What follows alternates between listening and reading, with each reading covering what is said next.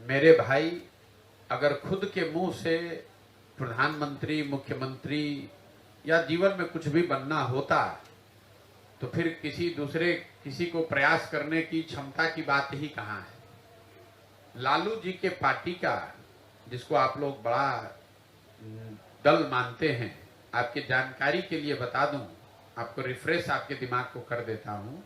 RJD का लोकसभा में 0 MP है, लेकिन वो तय करेंगे कि देश में प्रधानमंत्री कौन बनेगा।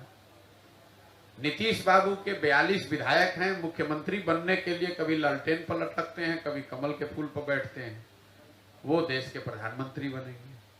तो जो इंडिया अलायंस इन लोगों ने मिलकर बनाया है, जिसको लेकर इतना हल्ला गुल्ला मचा, उसमें आपको एक संयोजक तो किसी ने बनाया नहीं और आप प्रधानमंत्री की बात कर रहे हैं। मेरे भाई, ये बिहार में कुछ चाटुकार नेता और कुछ पत्रकार अपने उत्साह में इस तरह की चर्चा कर रहे हैं। बिहार से बाहर कौन जानता है कि ये कौन है भैया? कौन? आप देश में सबसे बड़ा दल बीजेपी है और विपक्ष में सबसे बड़ा दल कांग्रेस है। तो अगर कोई विपक्ष का चेहरा होगा तो कांग्रेस से होना चाहिए।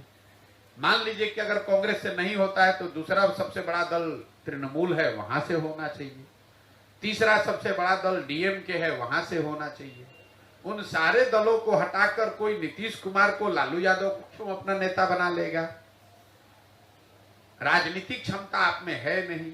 और अगर प्रशासन के हिसाब से देखें तो देश का सबसे गरीब और पिछड़ा राज्य बिहार है।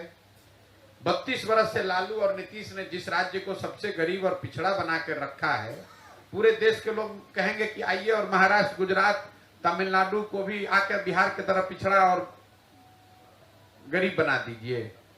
तो ये तो आपकी समझ और जो इस तरह का दावा करते हैं उनके समझ को